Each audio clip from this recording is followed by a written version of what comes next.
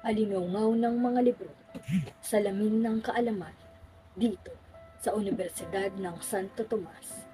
Ako, si Placido Penitente, isang mag-aaral na nasa ika-4 na taon sa kolehiyo na kumukuha ng kursong Bachelor in Arts o Bachelor of Arts sa wikang Ingles.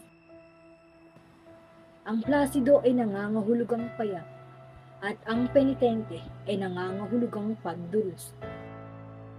Isang matalino, mahusay at handang matutunan ang mga bagay-bagay, ayan ang tingin sa akin ng karamihan. Ngunit sa aking mga guro ay hindi pa rin ako sapat. Naglalakbay ang kalungkutan sa aking puso sa tuwing nakikita kong inuuna at pinapaboran nila ang mga mag-aaral na kasto.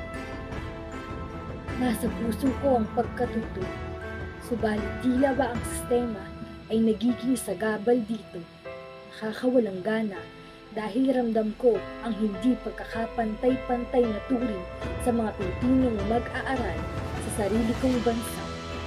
Hindi akong nabalot ng kadiliman. Ang liwanag ng katarungan ay nasusupi ng kawalan ng pagkakapantay-pantay. Hindi ito makatarungan. Tama na, Padre.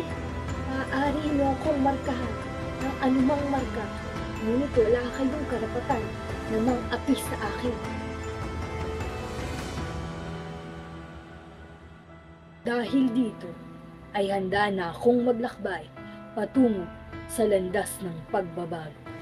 Hindi bilang isang mag-aaral, ngunit bilang isang individual na handang lumaban para sa kanyang sariling karapatan at katarungan sa kadiliman ng aking mundo, ay mayroong lumitaw na liwanag. Ang revolusyon ni Simon ay ang aking pag-asa upang baguhin ang takbo ng kasaysayan. Isang revolusyon laban sa katiwalian, sa pagtatangkang itama ang mga mali sa lipunan. Ito ang aking pag-angat mula sa aking pagkadapa.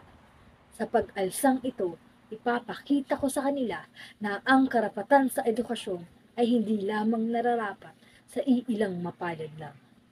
Ako, si Placido Penitente.